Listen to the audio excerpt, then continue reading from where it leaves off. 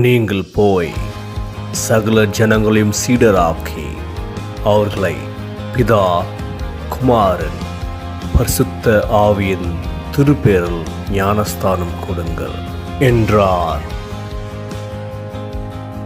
ஞானஸ்தானம் சாக்ரமெந்தாக இருக்கிறது. சாக்ரமெந்துகள் இயேசுவினால் ஸ்தாபிக்கப்பட்டது.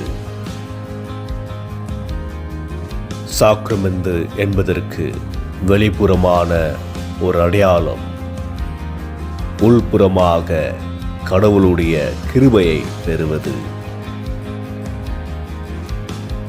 ஞானஸ்தானம் கடவுள் செய்ததற்கு பற்றுறுதியாளர் செய்கிற கீழ்ப்படிதலுடைய செயலாகும். கடவுள் தம்முடைய ஒரே பேரான குமாரனை நம்மை பாவத்திலிருந்து மீட்பதற்காக அனுப்பினார்.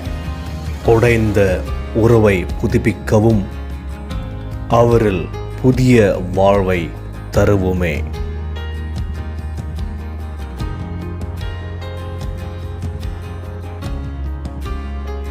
ஞானஸ்தானம் என்பது நான் கிறிஸ்துவை பின்பற்றுகின்றேன் என்று சபையின் முன்பதாக அறிக்கை செய்வது.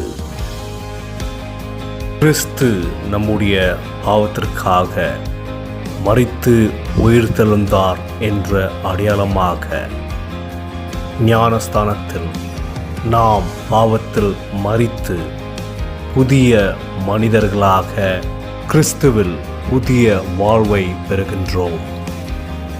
ஞானஸ்தானம் என்பது கீழ்ப்படிதலுடைய பாதை. மறுமொழிக்கான மனம் வெளிப்புறமான ஒரு அடையாளம், புதிய மனிதனாக கழுவப்படுவது. மறுபிறப்பு கிறிஸ்துவுடைய இரத்தத்தில் விடுதலை பெறுவது.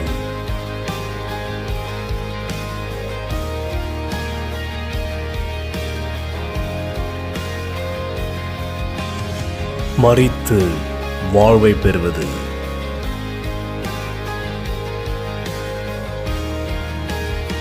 புதைக்கப்பட்டு உயிர்த்தெழுவது.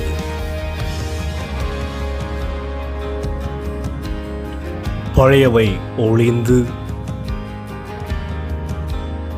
புதிதாக மாறுவது.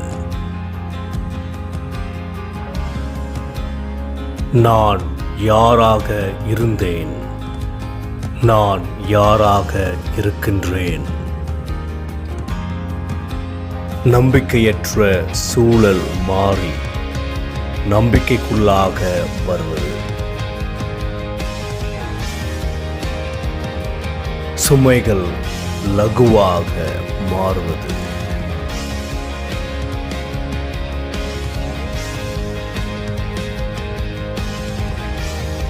பாவம் அகன்று கடவுளுடைய கிருபையை பெறுவது.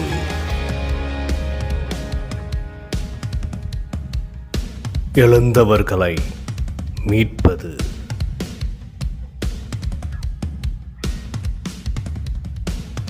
நாம் இயேசுவோடு வாழ்வது.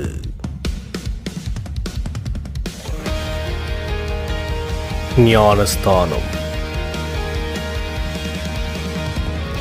விடுதலையின் அடையாளமாக இருக்கிறது. ஞானஸ்தானத்தின் வழியாக நாம் கடவுளுடைய பிள்ளைகளாக இருக்கின்றோம். கிறிஸ்துவில் நிலைத்து வாழ அழைக்கப்படுகின்றோம். அர்ப்பணிப்புடன் கிறிஸ்துவை பின்பற்றுவோம்.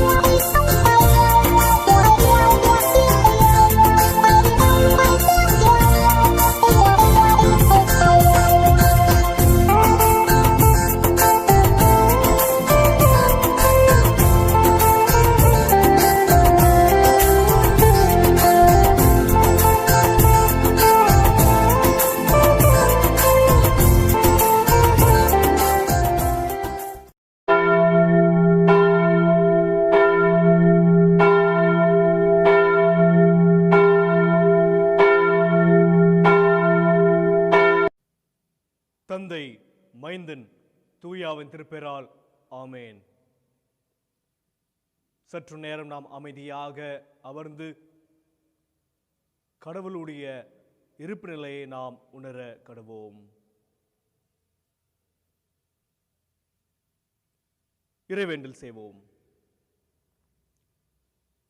அன்பு நிமித்தமாக முழு படைப்பையும் படைத்து படைப்பு வீழ்ச்சி அடைந்த போது எங்களை மீட்ட அன்பின் கடவுளே, இந்த புதிய நாளுக்காக உமக்கு நாங்கள் நன்றி செலுத்துகின்றோம். வாரத்தின் முதலாம் நாளுக்காக நாங்கள் உமக்கு நன்றி செலுத்துகின்றோம்.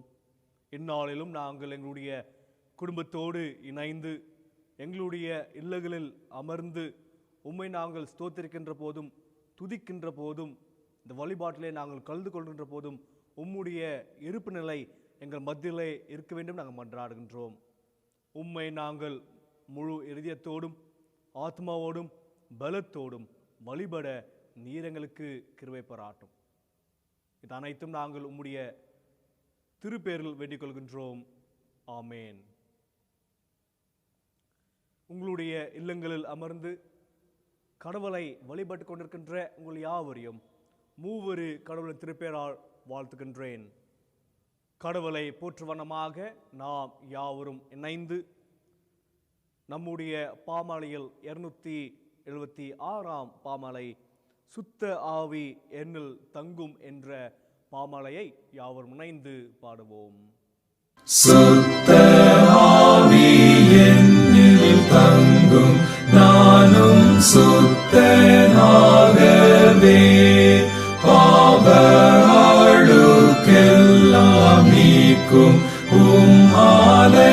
ஆலயமாகவே, என்னை நீர் சிங்காரியும் வாசம் பண்ணும் நித்தமும்.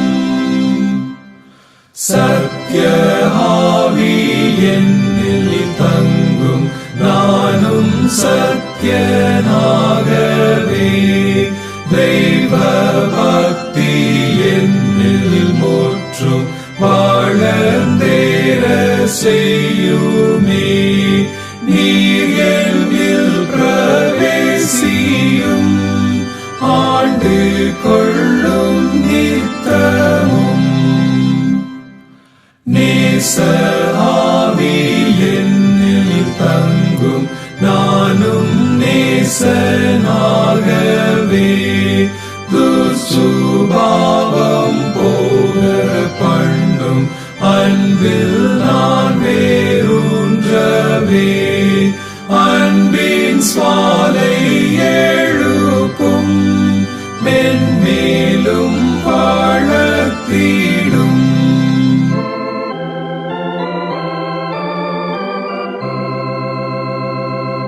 வல்ல ஆவி என்னில் தங்கும், நானும் வல்லோனாகவே,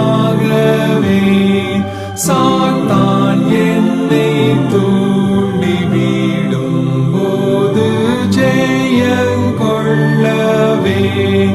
நீர் என் பக்கத்தில் இரும், என்னை பலப்படுத்தும். நல்ல ஆவி என்னில் தங்கும், நானும் நல்லோனாகவே, பகை மேட்டிமை யோதம் மற்றும் தீமையாவுமே என்னை விட்டகற்றுமே, என்னை சீர்படுத்துமே.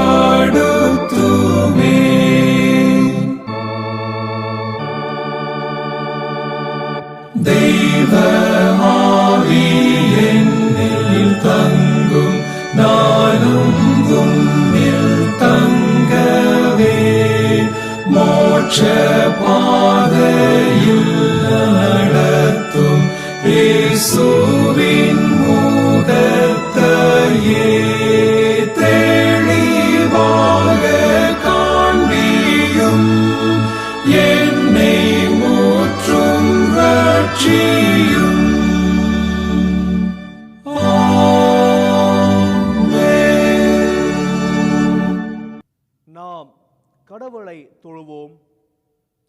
கடவுள் ஆவியா இருக்கிறார். அவரை தொழுது கொள்கிறவர்கள் ஆவியோடும் உண்மையோடும் அவரை தொழுது கொள்ள வேண்டும். நம்முடைய பிதாவாகிய கடவுளாலும் கர்த்தராகிய இயேசு கிறிஸ்துவினாலும் உங்களுக்கு கிருபையும் சமாதானமும் உண்டாவதாக. இது கர்த்தர் உண்டு பண்ணின நாள், இதில் களி கூர்ந்து மகிழ கடவோம். ஆண்டவரே, எங்கள் உதடுகளை தேர்ந்தருளும்.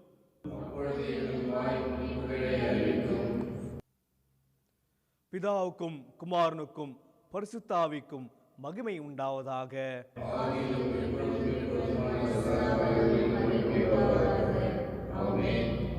திரியேக கடவுளை போற்றுதல்.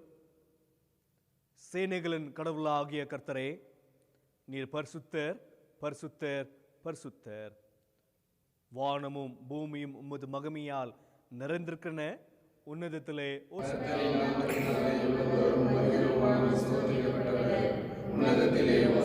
கடவுளே, நீர் பரிசுத்தர். சர்வ வல்லவரே, நீர் பரிசுத்தர். சாவமுடையவரே, நீர் பரிசுத்தர். ஆண்டவரே, எங்களுக்காக சிலுவையில் அறிவுண்ட எங்கள் மீட்பரே, எங்கள் மேல் கிருபையாயிரும்.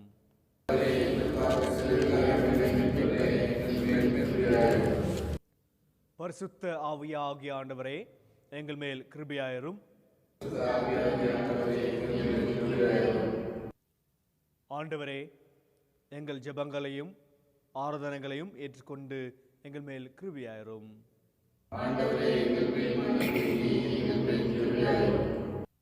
பாவரிக்கை. நமக்கு பாவம் இல்லை என்பமானால் நம்மை நாமே வஞ்சிக்கொள்ளாவோம். நமக்குள் உண்மை இல்லை. நமது பாவங்களை அறிக்கையிட்டால் பாவங்களை நமக்கு மன்னித்து எவ்வித அனிமை நீக்கி நம்மை சுத்திகரிப்பதற்கு அவர் நம்பத்தக்கவரும் நீதிமுள்ளவர்.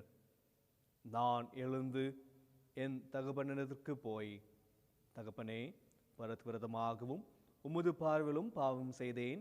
இனி உம்முடைய மகன் என்று சொல்லப்படுவதற்கு நாம் பாத்திரன் அல்ல. உம்முடைய கூலிக்காரன் ஒருவனாக என்னை வைத்துக்கொள்ளும் என்பேன். கடவுள் ராஜ்யம் சமீபத்திருக்கிறது. மனம் திரும்பி சுவிசேஷத்தில் நம்பிக்கை வையுங்கள். நமது பலவனங்களுக்காக பரிதபக்க முடியாத பிரதனாசம் நமக்கு இராமல், எல்லாவித்தும் நம்மை போல் சோதிக்கப்பட்டு பாவம் இல்லாத பிரதனாசன் நமக்கு இருக்கிறார்.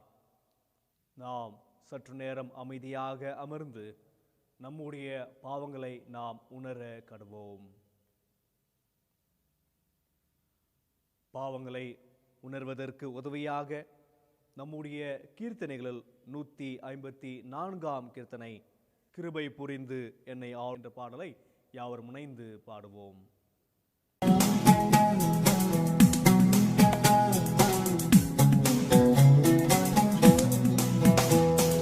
கிருபை புரிந்தனையால் நீ பரனே கிருபை புரிந்தனையால்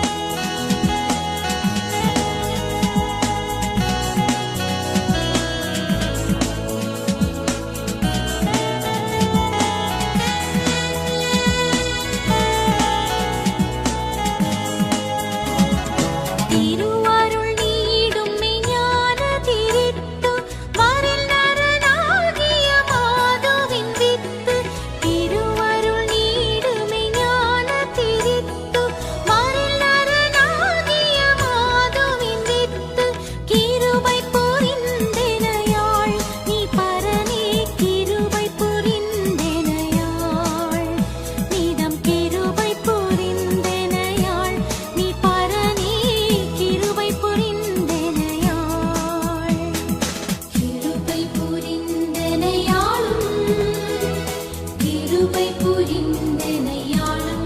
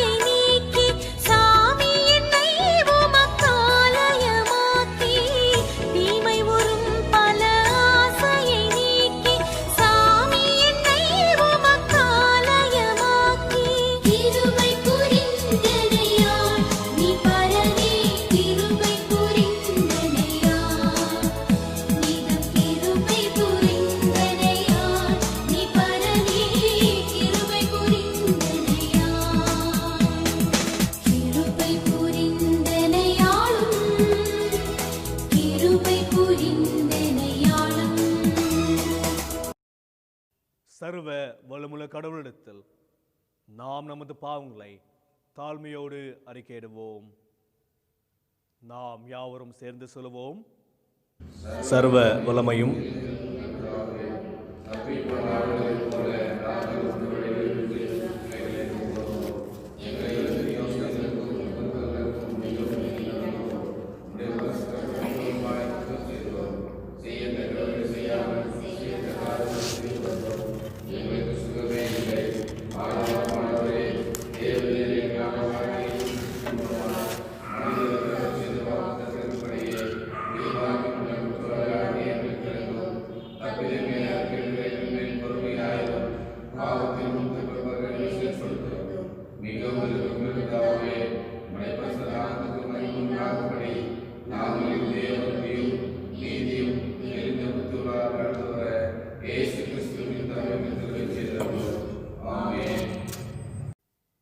மன்னிப்பின் உறுதியை பெற்றுக்கொள்வோம்.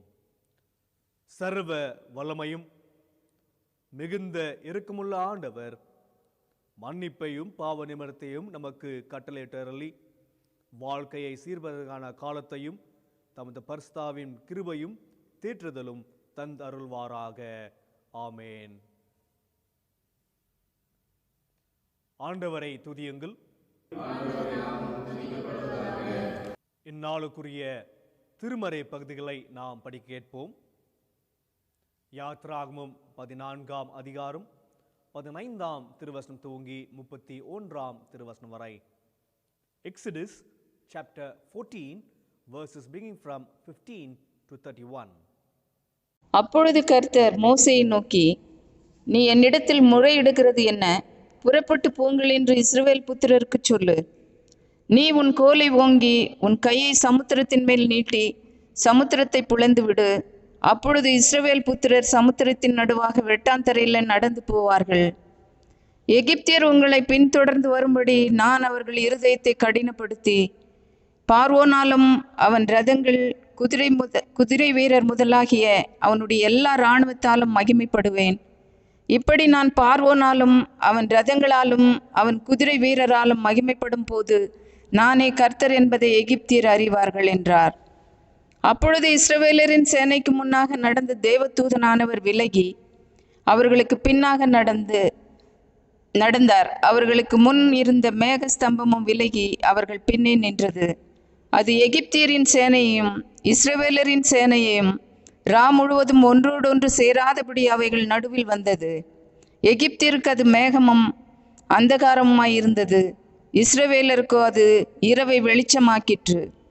மோசே தன் கையை சமுத்திரத்தின் மேல் நீட்டினான்.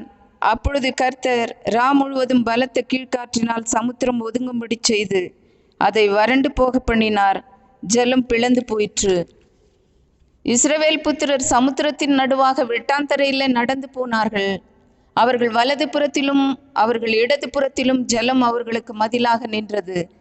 அப்பொழுது எகிப்தியர் அவர்களை தொடர்ந்து பார்வோனுடைய சகல குதிரைகளோடும் ரதங்களோடும் குதிரை வீரரோடும் அவர்கள் பிறகாலை சமுத்திரத்தின் நடுவே பிரவேசித்தார்கள். கிழக்கு வெளுத்து வரும் ஜாமத்தில் கர்த்தர் அக்கினியும் மேகவுமான ஸ்தம்பத்திலிருந்து எகிப்தியரின் சேனையை பார்த்து அவர்கள் சேனையை கலங்கடித்து அவர்களுடைய ரதங்களிலிருந்து உருளைகள் கழலவும் அவர்கள் தங்கள் ரதங்களை வருத்தத்தோடு நடத்தவும் பண்ணினார். அப்பொழுது எகிப்தியர் இஸ்ரவேலரை விட்டு ஓடிப்போவோம், கர்த்தர் அவர்களுக்கு துணை நின்று எகிப்தியருக்கு விரோதமாய் யுத்தம் பண்ணுகிறார் என்றார்கள். கர்த்தர் மோசேயை நோக்கி, ஜலம் எகிப்தியர் மேலும் அவர்களுடைய ரதங்கள் மேலும் அவர்களுடைய குதிரை வீரர் மேலும் திரும்பும்படிக்கு உன் கையை சமுத்திரத்தின் மேல் நீட்டு என்றார். அப்படியே மோசே தன் கையை சமுத்திரத்தின் மேல் நீட்டினான். விடியற்காலத்தில் சமுத்திரம் பலமாய் திரும்பி வந்தது. எகிப்தியர் அதற்கு விரோதமாக ஓடும்போது கர்த்தர் அவர்களை கடலின் நடுவே கழுத்து போட்டார். ஜலம் திரும்பி வந்து ரதங்களையும் குதிரை வீரரையும் அவர்கள் பின்னாக சமுத்திரத்தில் பிரவேசித்திருந்த பார்வோனுடைய இராணுவம் அனைத்தையும் மூடிக்கொண்டது. அவர்களில் ஒருவனாகிலும் தப்பவில்லை. இஸ்ரவேல் புத்திரரோ சமுத்திரத்தின் நடுவாக வெட்டாந்தரையின் வழியாய் நடந்து போனார்கள். அவர்கள் வலது புறத்திலும் அவர்கள் இடது புறத்திலும் ஜலம் அவர்களுக்கு மதிலாக நின்றது. இவ்விதமாய் கர்த்தர் அந்நாளிலே இஸ்ரவேலரை எகிப்தியரின் கைக்கு தப்புவித்து ரட்சித்தார். கடற்கரையிலே எகிப்தியர் செத்து கிடக்கிறதை இஸ்ரவேலர் கண்டார்கள். கர்த்தர் எகிப்தியரில் செய்த அந்த மகத்தான கிரியை இஸ்ரவேலர் கண்டார்கள்.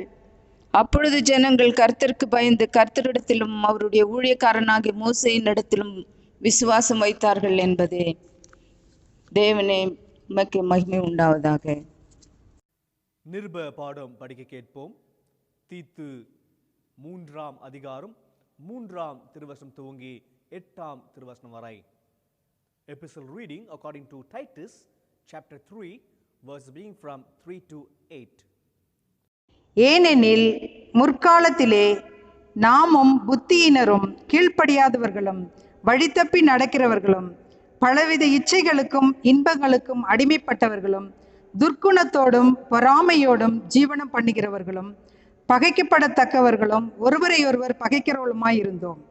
நம்முடைய இரட்சகராகிய தேவனுடைய தயையும் மனுஷர் மேலுள்ள அன்பும் பிரசன்னமான போது நாம் செய்த நீதியின் கிரியைகளின் நிமித்தம் அவர் நம்மை ரட்சியாமல் தமது இரக்கத்தின்படியே மறுஜன்மம் முழுக்கினாலும் பரிசுத்த ஆவியினுடைய புதிதாக்குதலினாலும் நம்மை ரட்சித்தார்.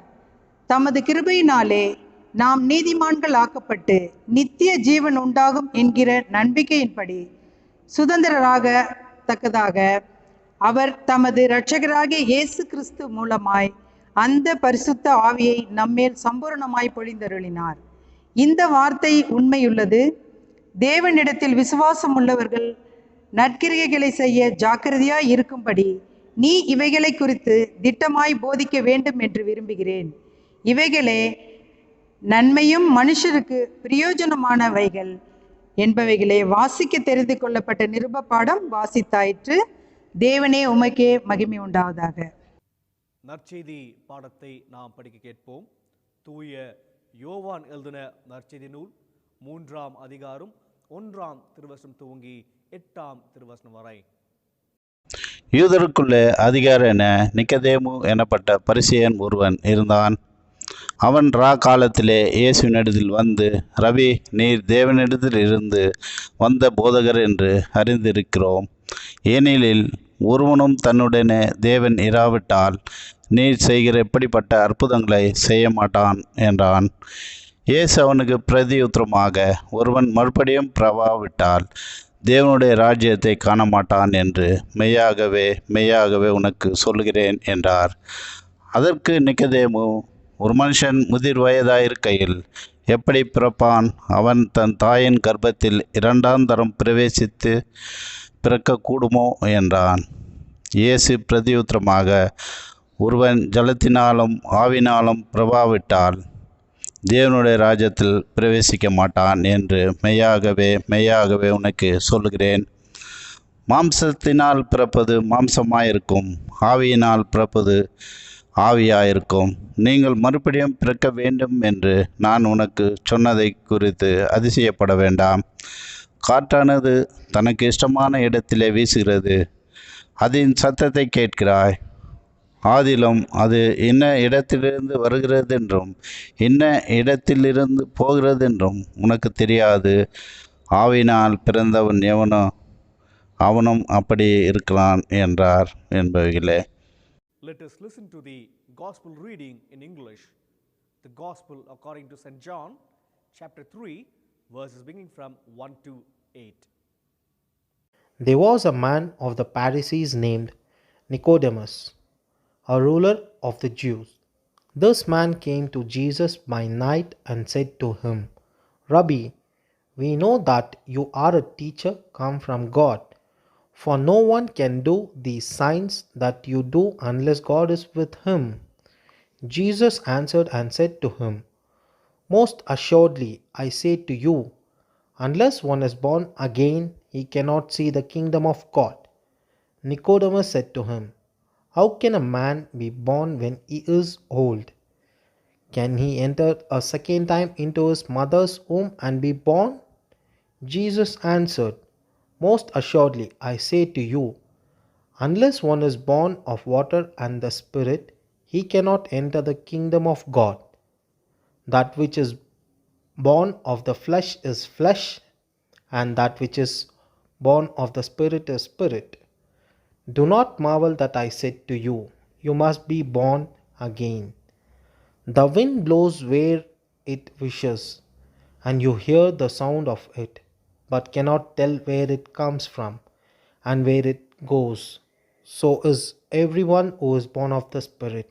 This is the word of the Lord. Thanks be to God.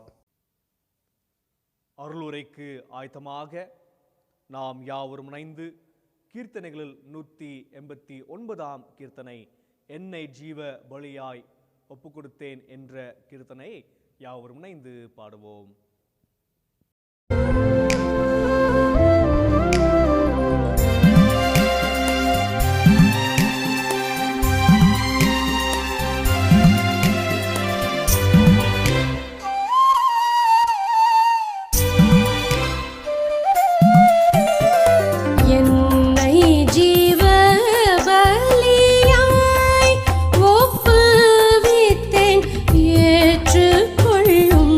Yes.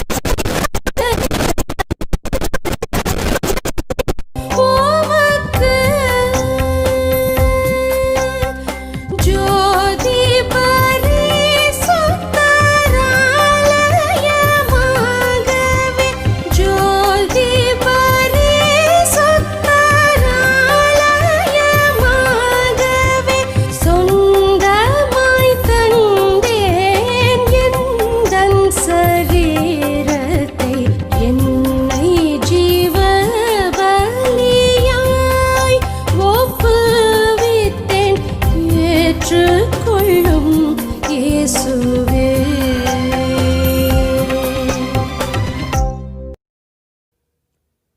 இறைவேண்டல் செய்வோம். உம்முடைய திருவார்த்தையின் நிமித்தமாக எங்களை வழிநடத்துகின்ற அன்பின் கடவுளே, இந்த நேரத்திலும் உம்முடைய திருச்சொற்களை நாங்கள் தியானிக்கின்ற போது நீர் எங்களோட பேசும், எங்களுடைய மனதின் சிந்தனைகளை நீர் கட்டுப்படுத்தும். உம்முடைய திருப்பேரில் இதை நாங்கள் வேண்டிக் கொள்கின்றோம் அன்பின் இறையே, ஆமேன். இல்லங்களில் அமர்ந்து கடவுளுடைய திருவார்த்தையை கேட்டுக்கொண்டிருக்கின்ற உங்கள் யாவரையும் மூவரு கடவுளின் திருப்பெயரால் வாழ்த்துகின்றேன். கிருஷ்ண பால் என்பவர் "oh thou my soul forget no more" என்ற பாடலையும், "salvation by death of Christ" என்ற பாடலையும் பெங்காலியிலே எழுதி அதற்கு பிறகு ஆங்கிலத்தில் மொழியாக்கம் செய்யப்பட்ட பாடல்களாக இது இருக்கிறது. கிருஷ்ண பால் என்பவர் கல்கட்டாவில் 1764 ஆண்டு பிறந்தவராக இருக்கிறார். இவர் 30 வயதிலே இருக்கின்ற போது, தச்சனாக பணிபுரிகின்ற போது அவருடைய கையை உடைத்துக் கொள்கிறார். அப்பொழுது அங்கே பாப்டிஸ்ட் மிஷனரி சொசைட்டியிலே டாக்டராக பணிபுரிந்த டாக்டர் ஜான் தாம்பஸ் என்பவர் இவருக்கு சிகிச்சையை கொடுக்கிறார். இவர் வழியாக வில்லியம் கேரி இவர்களுக்கு அறிமுகம் ஆகி ஒவ்வொரு நாளும் கிறிஸ்துவை குறித்து, கடவுளுடைய அன்பை குறித்து இவர் அறிவித்துக் கொண்டு வருகின்ற நேரத்தில் கிருஷ்ண பால் அவர்கள் கிறிஸ்துவை ஏற்றுக்கொண்டு கிறிஸ்து மேல் நம்பிக்கை கொண்டு அவர் கிறிஸ்துவில் ஞானஸ்தானம் பெறுகிறார். 1800 கங்கா நதியிலே இவர் ஞானஸ்தானம் பெறுகிறார். கிறிஸ்துவை ஏற்றுக்கொண்டு ஞானஸ்தானம் பெற்ற பிறகு அவருடைய வாழ்நாள் முழுவதுமாக கிறிஸ்துவுடைய உண்மையான ஒரு தொண்டனாக, ஒரு சேவகனாக இவர் செயல்படுகிறதை நாம் பார்க்கின்றோம். அதற்கு பிறகு 20 ஆண்டுகள் இவர் கிறிஸ்துவை அறிவிக்கின்ற திருப்பணியை கல்கட்டா பகுதியிலே செய்கிறார். அவருடைய அழைப்புக்கு, அவருடைய ஞானஸ்தானத்திற்கு அவர் உண்மையாகவே அவர் செயல்பட்டார் என்று நாம் பார்க்கின்றோம். இன்றைக்கு நாம் சிந்திக்கின்ற தலைப்பானது சாக்ரமெண்ட் ஆஃப் பேப்டிசம் என்று. தென்னிந்திய திருச்சபையின் அட்டைவன பிரகாரமாக சாக்ரமெண்டாகிய ஞானஸ்தானத்தை குறித்து நாம் இன்றைக்கு சிந்திக்க போக இருக்கின்றோம். The word sacrament is derived from the Latin word sacre and mentum. Sacre means a sign and mentum oath taking. சாக்ரமெந்து என்பதற்கு வெளிப்புறமான ஒரு அடையாளம், அதன் வழியாக உள்புறமாக நாம் கடவுளுடைய கிருபையை பெறுவது என்று பொருளாகும். Sacrament means it's an outward and visible sign of an inward and invisible grace என்று பொருளாகும். நாம் 2 சாக்ரமெண்டுகளை நம்முடைய திருச்சபையில் கடைபிடிக்கின்றோம். முதலாவது ஞானஸ்தானமாக இருக்கிறது. இதிலே ஒரு நபர் திருச்சபைக்குள்ளாக கிறிஸ்தவர்களாக ஏற்றுக்கொள்கின்ற ஒரு நிகழ்வாக இது இருக்கிறது. அதற்கு பிறகு திருவிருந்தாக இருக்கிறது. இந்த 2 சாக்ரமெண்டுகளையும் இயேசு தாமே ஸ்தாபித்த சாக்ரமெண்டுகளாக இருக்கிறது.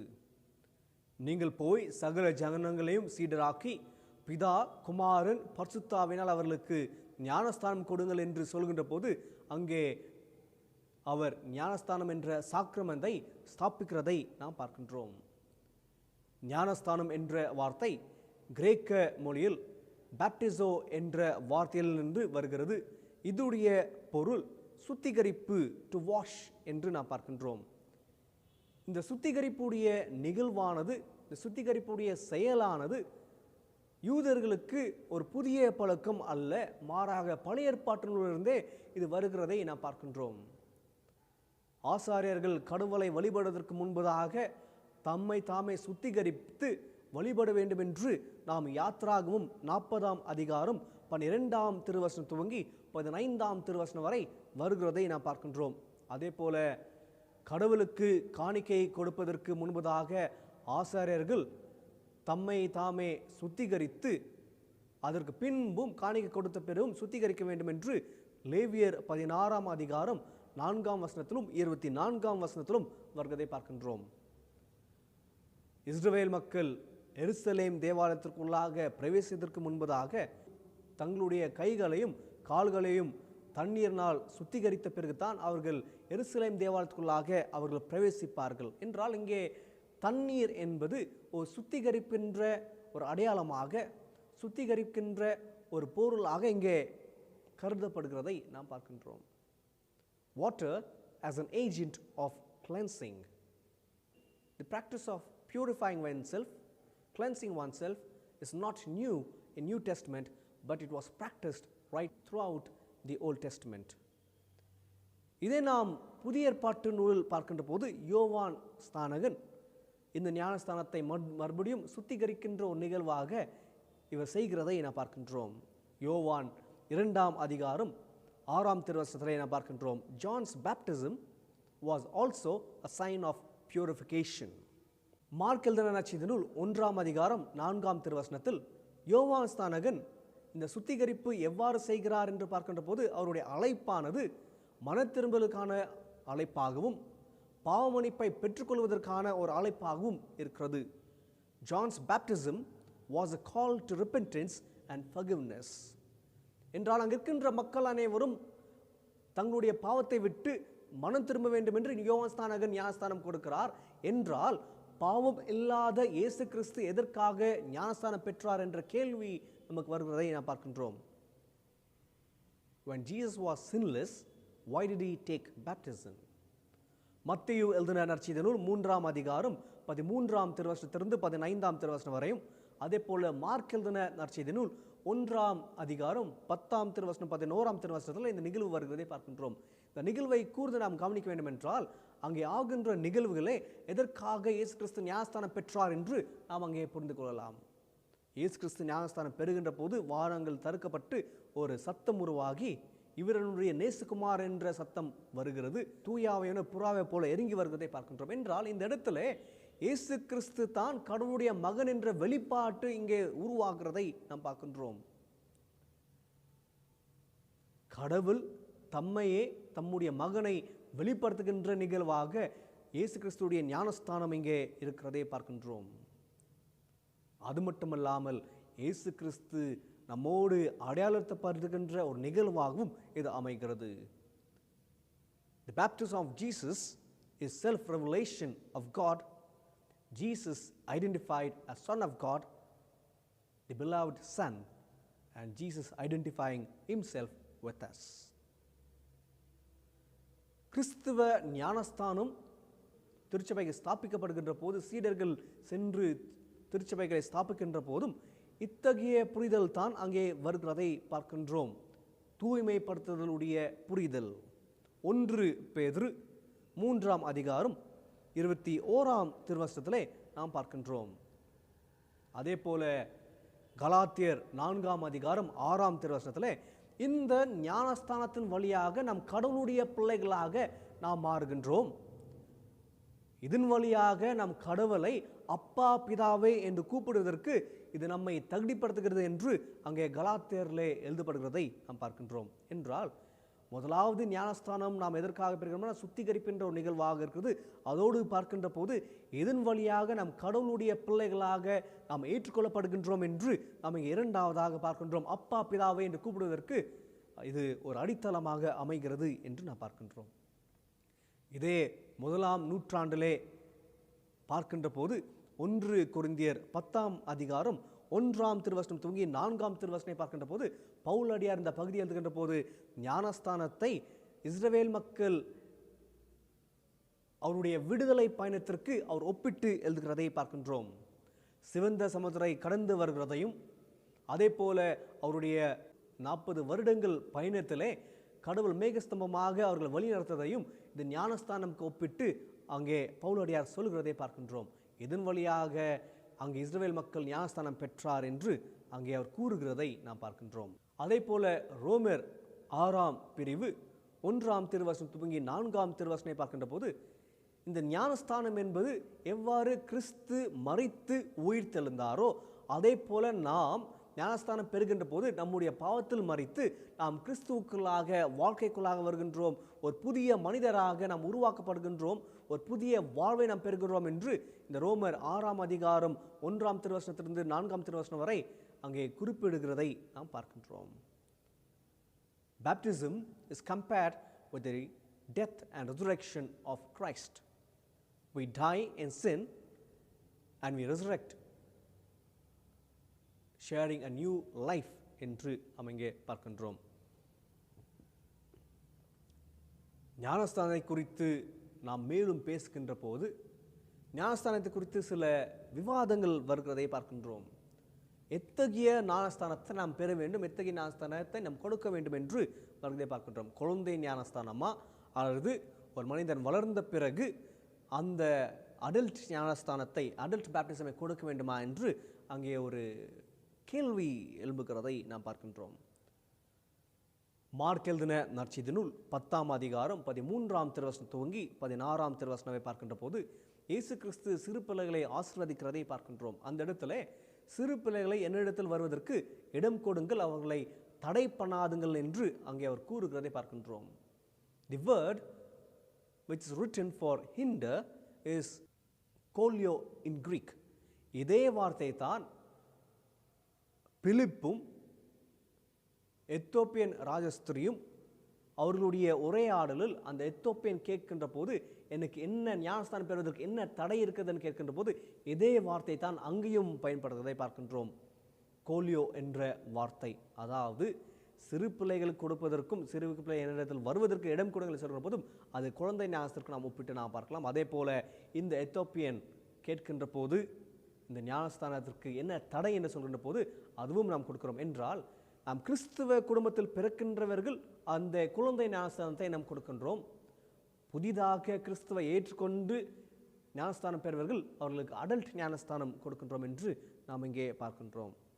அடுத்ததாக மிக முக்கியமான ஒரு கேள்வி குழப்பம் என்னவென்றால் முழுக்கு ஞானஸ்தானமா அல்லது தெளிப்பு ஞானஸ்தானமா என்ற கேள்வி எழும்புகிறதை பார்க்கின்றோம். ஏற்கனவே சொன்னது போல ஞானஸ்தானம் என்று சொல்கிற போது ஒரு சாக்கிரமந்தாக இருக்கிறது. சாக்கிரமந்திலே ஒரு வெளிப்புறமான ஒரு அடையாளம் இருக்கிறது. அதன் வழியாக நாம் கடவுளுடைய இரக்கத்தை பெறுகின்றோம் என்று பார்க்கின்றோம். ஞானஸ்தானத்திலும் அத்தகைய அடையாளங்கள் இருக்கிறதை பார்க்கின்றோம். இந்த இடத்துல தண்ணீர் சுத்திகரிக்கின்ற ஒரு அடையாளமாக இருக்கிறது. குழந்தைக்கு அல்லது அந்த நபருக்கு சிலுவை போடுகிறது ஒரு அடையாளமாக இருக்கிறது. ஞானஸ்தானம் கொடுத்த பிறகு மெழுகுவர்த்தியை கொடுப்பதும் இயேசு கிறிஸ்து ஒளியாக இருக்கிறார், அந்த ஒளியை நீங்கள் பெற்றுக்கொண்டு செல்லுங்கள் என்ற ஒரு அடையாளமாக இருக்கிறதை பார்க்கின்றோம். இன்றைக்கு இத்தகைய அடையாளத்திற்கு நாம் முக்கியத்துவம் கொடுக்கின்றோம்.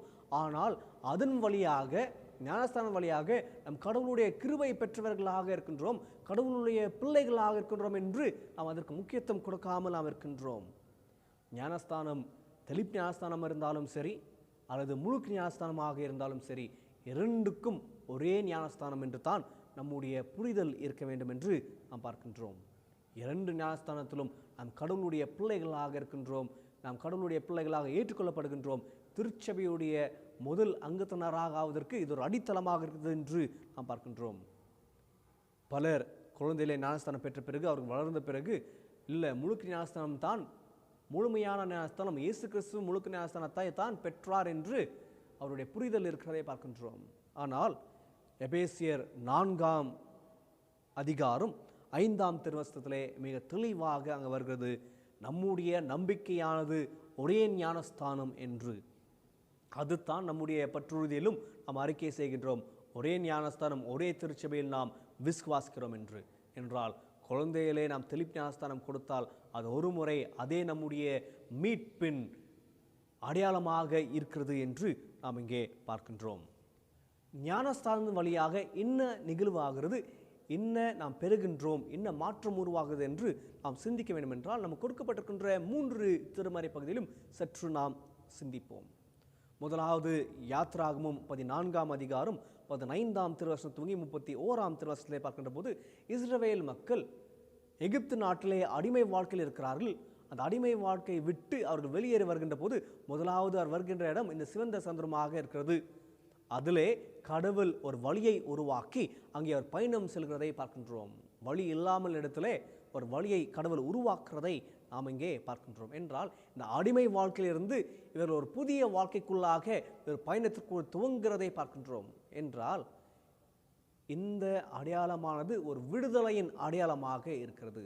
அடிமை வாழ்க்கை அல்ல, மாறாக விடுதலை பெற்ற வாழ்க்கை, ஒரு புதுமையுள்ள வாழ்க்கை, ஒரு எதிர்ப்புள்ள வாழ்க்கையாக இருக்கிறது என்று நாம் இங்கே பார்க்கின்றோம்.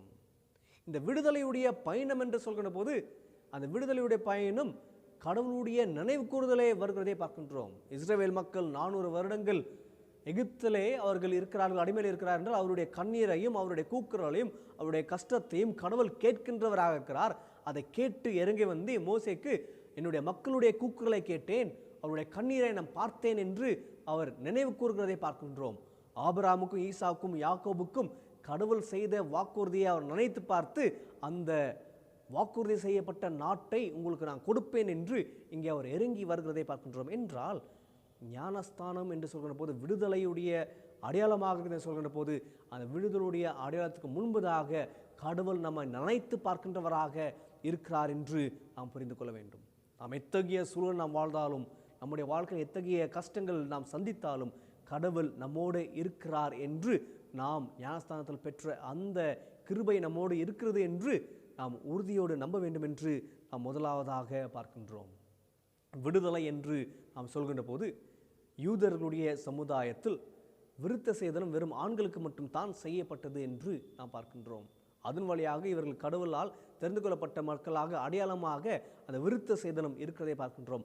ஆனால் ஞானஸ்தானத்தில் அது ஆணுக்கும் பெண்ணுக்கும் சமமாக கொடுக்கப்படுகின்ற ஒரு நிகழ்வாக அது அமைகிறது. என்றால் இந்த இடத்துல சமத்துவத்தையும் கடவுள் உருவாக்குறார் என்று நாம் பார்க்கின்றோம். It's not only a sign of liberation, but it also denotes the equality of God என்று நாம் இங்கே பார்க்கின்றோம். அந்த ஒரு அடிப்படையில் தான் கலாத்தியர் 3ஆம் அதிகாரம் 28ஆம் திருவசனத்திலே அங்கே சமுதாயத்தில் இருந்த பிரிவுகளை அகற்றி அங்கே பவுலடியார் எழுதுகின்ற போது ஆண் என்றும் இல்லை, பெண் என்றும் இல்லை, கிரேக்கன் என்றும் இல்லை, யூதன் என்றும் இல்லை, அடிமை என்றும் இல்லை, சுயாதீனம் என்றும் இல்லை என்று அவர் அங்கே எழுதுகிறதை பார்க்கிறோம். என்றால் ஞானஸ்தானம் பெற்றவர்கள் அனைவரும் கடவுளுடைய பிள்ளைகளாக இருக்கின்றோம், கடவுளுடைய பார்வையில் சமமாக இருக்கின்றோம் என்று அவர் அங்கே சொல்லுகிறதை நாம் பார்க்கின்றோம்.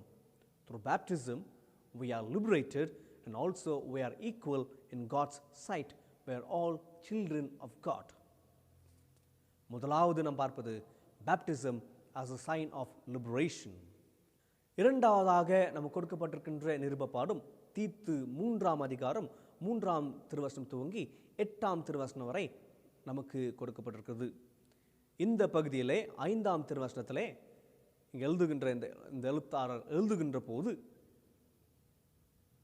நாம் மீட்கப்பட்டவர்களாக இருக்கின்றோம், அந்த மீட்பானது நம்முடைய செயல்களால் அல்ல, மாறாக கடவுளுடைய இரக்கத்து நிமித்தமாக நாம் மீட்கப்பட்டிருக்கின்றோம் என்று அந்த 5ஆம் திருவசனத்திலே எழுதப்படுகிறதை நாம் பார்க்கின்றோம்.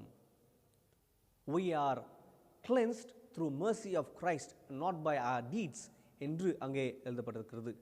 என்றால் ஒரு புதிய மனிதராக நாம் மறுபிறப்பு எடுக்கின்றோம், அதுதான் ஞானஸ்தானம் வழியாக என்று அவர் விவரிக்கின்ற போது கடவுள் நம்மை நினைத்து பார்ப்பது மட்டுமல்ல, நமக்கு விடுதலை கொடுப்பது மட்டுமல்ல, அதோடு பார்க்கின்ற போது கடவுளுடைய இரக்கத்தையும் கடவுளுடைய கிருபையும் நமக்கு கொடுக்கின்றவராக இருக்கிறார், நம்மை சுத்திகரிக்கின்றவராக இருக்கிறார் என்று நாம் பார்க்கின்றோம். இரண்டாவதாக நாம் பார்ப்பது baptism is a sign of cleansing through which we receive God's grace and God's mercy. மூன்றாவதாக நமக்கு கொடுக்கப்பட்டிருக்கின்ற நற்செய்தி நூல் யோவான் எழுதின நற்செய்தி நூல் 3ஆம் அதிகாரம் 1ஆம் திருவசனம் வரை 1ஆம் திருவசனம் துவங்கி 8ஆம் திருவசனம் வரை நமக்கு கொடுக்கப்பட்டிருக்கிறது. இந்த பகுதியில் இயேசு கிறிஸ்துவை நிக்கோதேமு சந்திக்கிறதை நாம் பார்க்கின்றோம். சந்திக்கின்ற போது அவர்களுக்கு இயேசு கிறிஸ்துவுக்கும் நிக்கோதேமுக்கும் ஒரு உரையாடல் அங்கே ஆகிறதை பார்க்கின்றோம். அந்த உரையாடலில் இயேசு கிறிஸ்து ஒருவன் மறுபிறப்பு எடுக்க வேண்டும் என்று அவர் அங்கே சொல்கிறதை பார்க்கின்றோம். One has to be reborn என்று அவர் சொல்கிறார்.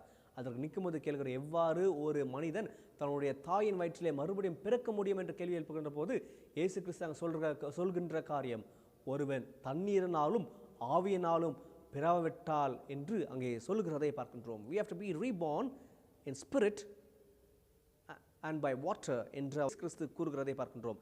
இந்த ரீபார்ன் என்று சொல்கின்ற போது are you born again என்று சொல்வார்கள். குறிப்பாக யாராவது நம்மை பார்த்து are you born again என்று கேட்பார்கள். ஆனால் அந்த born again உடைய பொருள் என்னவென்று பார்க்கின்ற போது கிறிஸ்துவில் ஒன்றித்து வாழ வேண்டும் என்று பார்க்கின்றோம். அதற்கு பின்பதாக வருகின்ற வசன தொடர்ச்சியாக பார்க்கின்ற போது யோவான் 3:16 திருவசனத்திலே கடவுள் தம்முடைய ஒரே பேரான குமாரனை விசுவாசிக்கிறவனோ அவன் கெட்டு போகாமல் நித்திய ஜீவனை அடும்படிக்கு அவரை இவ்வுலகத்தில் அன்பு கூர்ந்தார் என்று நாம் அங்கே பார்க்கின்றோம். என்றால் இந்த அடிப்படையில் இந்த நம்பிக்கையில் கடவுள் நம்மை மீட்டார் என்ற நம்பிக்கையிலும் அந்த நம்பிக்கையோடு அர்ப்பணிப்புள்ள வாழ்க்கையை வாழ்வதே ஞானஸ்தானத்துக்குரிய அழைப்பாக இருக்கிறது என்று நாம் இதன் வழியாக நாம் பார்க்கின்றோம். ஞானஸ்தானம் என்பது ஒரு நாள் நிகழ்வு அல்ல, மாறாக கடவுளுடைய கிருபை தொடர்ந்து நாம் பெறுவது, கடவுளுடைய விடுதலையுடைய பயணத்தில் நாமும் செயல்படுவது.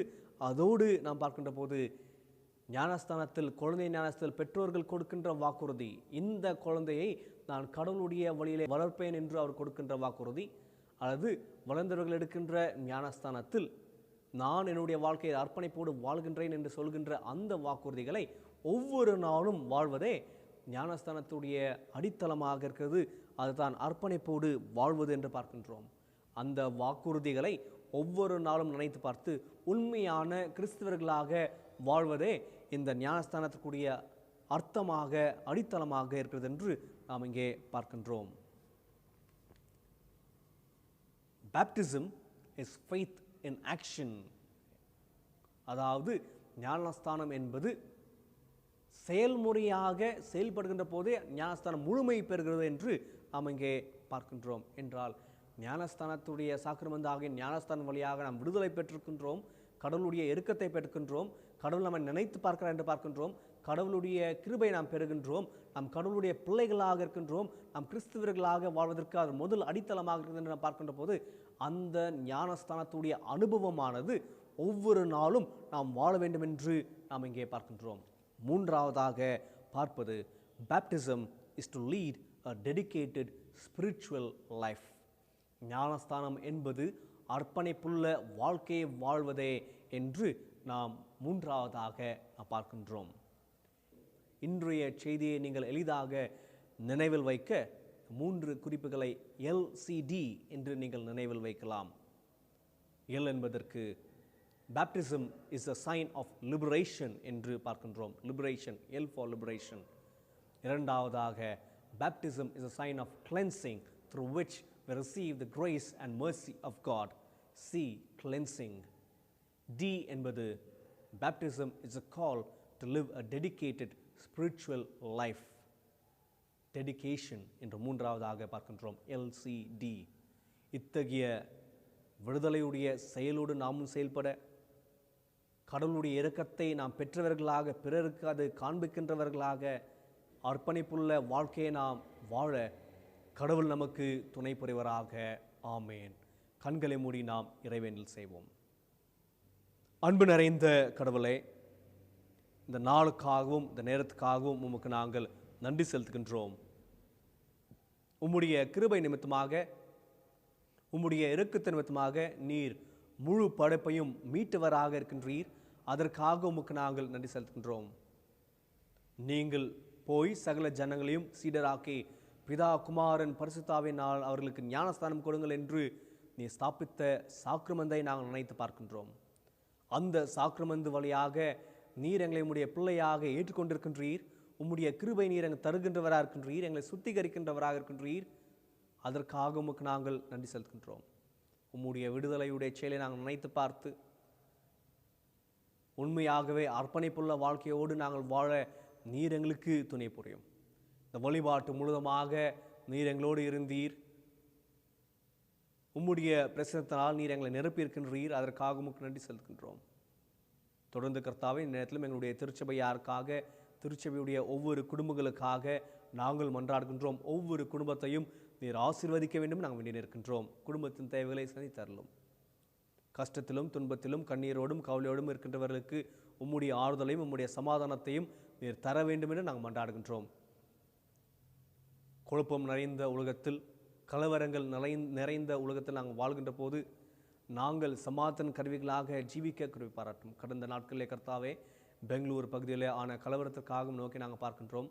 கலவரங்களை தூண்டுகின்ற மக்களுடைய மனதை நீர் மாற்றி நாங்கள் சமாதானத்தோடும் ஐக்கியத்தோடும் வாழ நீர் எங்களுக்கு துணை புரிய வேண்டும் மன்றாடுகின்றோம்.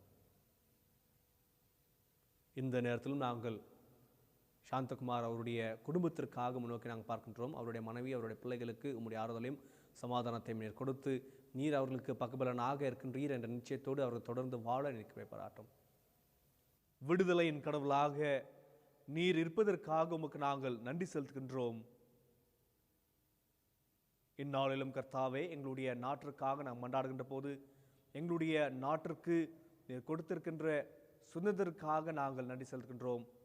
உண்மையாகவே அந்த சுதந்திரத்தை நாங்கள் அனுபவிக்கின்றவர்களாக, நாங்கள் அதை பறைசாற்றுகின்றவர்களாக, செயல் வழியாக நிறைவேற்றுகின்றவர்களாக நாங்கள் ஜீவிக்க நீர் எங்களுக்கு கிருபை பாராட்டும். உம்முடைய சமத்துவத்தை நாங்கள் நிலைநாட்டவும், உம்முடைய அன்பிலே நாங்கள் வாழவும், தேவையுள்ள மக்களுடைய தேவைகளை சந்திக்கவும் பகிர்ந்து கொள்ளவும் நீர் எங்களுக்கு கிருபை பாட்ட வேண்டும் என்றாடுகின்றோம். எங்களுடைய நாட்டிற்காக, நாட்டின் தலைவர்களுக்காக, இராணுவ வீரர்களுக்காக, விவசாயிகளுக்காக நாங்கள் நன்றி செலுத்துகின்றோம். அவர்களுக்காக மன்றாடுகின்றோம். விடுதலைக்காக போராடின அனைத்து தலைவர்களுக்காக நாங்கள் நன்றி செலுத்துகின்றோம். தொடர்ந்து உம்முடைய விடுதலையுடைய செயலிலே நாங்கள் ஈடுபட நீர் எங்களுக்கு துணை புரியும். எங்களுடைய திருமண்டலுக்காக, பிஷப் அவர்களுக்காக, ஆஃபீஸ் பேரர்ஸ்க்காக நாங்கள் மன்றாடுகின்றோம். எங்களுடைய திருப்பணிகளுக்காக முன்னோக்கி நாங்கள் பார்க்கின்றோம். நாங்கள் செய்கின்ற திருப்பணி உத்தமத்தோடும் உண்மையோடும் நாங்கள் செயல்பட நீர் எங்களுக்கு கிருபை பாராட்டும். கொரோனா வைரஸில் தங்களை அர்ப்பணித்து கொண்டு பணிபுரிகின்ற ஹெல்த் ஒர்க்கர்ஸ்க்காகவும், செவிலியர்களுக்காகவும், டாக்டர்ஸ்க்காகவும் நாங்கள் மன்றாடுகின்றோம். ஒவ்வொருவரையும் நீர் பாதுகாக்க வேண்டும் நாங்கள் நினைக்கின்றோம். கூடிய சீக்கிரத்திலே இதற்குரிய மருத்துவத்தை கண்டுபிடித்து அதன் வழியாக உம்முடைய சுகத்தை நாங்கள் பெற்றுக்கொள்ள நிற்கவே பாராட்டும். இந்த வழிபாட்டு முழுவதுமாக நீர் எங்களோடு இருந்தீர், அதற்காக நன்றி செலுத்துகின்றோம். வருகின்ற வாரம் எங்களுக்கு ஆசீர்வாதமாக அமைய, உம்முடைய நன்மைகளோடு நாங்கள் ஜீவிக்க நீர் எங்களுக்கு கிருபை பாராட்டும். இதை நாங்கள் உம்முடைய திருப்பேரில் வேண்டிக் கொள்கின்றோம். ஆமேன். யாவரும் சேர்ந்து சொல்வோம். என் ஆத்துமாவே கர்த்தரை ஸ்தோத்திரி, என் முழு உள்ளமே அவருடைய நாமத்தை ஸ்தோத்திரி. என் ஆத்துமாவே கர்த்தரை ஸ்தோத்திரி, அவர் செய்த சகல உபகாரங்களையும் மறவாதே. ஆமென். இந்த வழிபாட்டிற்கு நிறைவாக நாம் யாவரும் இணைந்து நம்முடைய பாமாலையில் 249ஆம் பாமாலை நல் மீட்பர் பட்சம் நில்லும் என்ற பாமாலையை யாவரும் இணைந்து பாடுவோம்.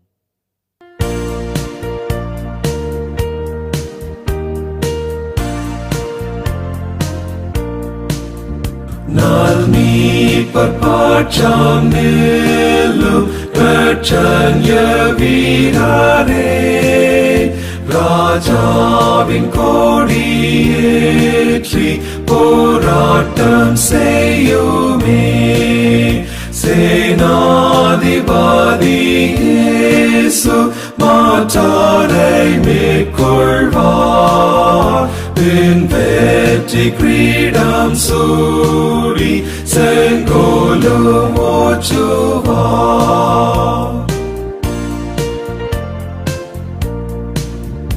நல் மீட்பர் பட்சம் நில்லும் எக்காலமுதுங்கால், போர்க்கோலத்தோடு சென்று மெய் விசுவாசத்தால் அஞ்சாமலாமையோடு போராடி வாழுமே. பிசாசின் திரள் சேனை நீர் வீழ்த்தி வெல்லுமே.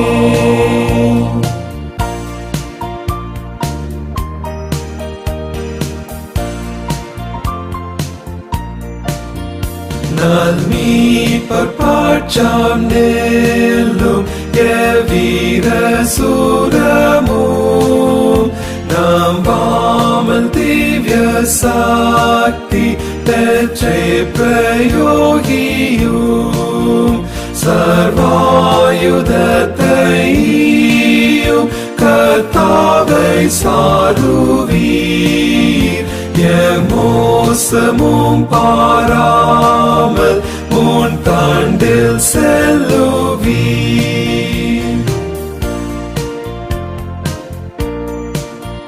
நல்மீட்பர் பாட்சம் நில்லும் போராட்டம் ஓயுமே வெம்போரின் கோஷ்டம் வெற்றி பாட்டாக மாறுமே. மேற்கொள்ளும் வீரர் ஜீவ போர் கிரீடம் சூடுவார் வில்லோகநாதரோடு வீட்டார சாடுவார்.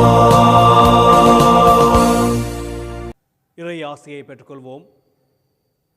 தம்முடைய பிள்ளைகளாக வாழ்வதற்கு நம்மை அழைக்கின்ற ஆண்டவராகிய இயேசு கிறிஸ்துவின் கிருபை, கடவுளின் அன்பு, தூயாவின் கூற்றுவு, ஐக்கியம், சமாதானம், வழிநடத்தல் நம் அனைவரோடும் இப்பொழுதும் எப்பொழுதும் சதாகாலம் நிலைத்து இருப்பதாக. ஆமேன்.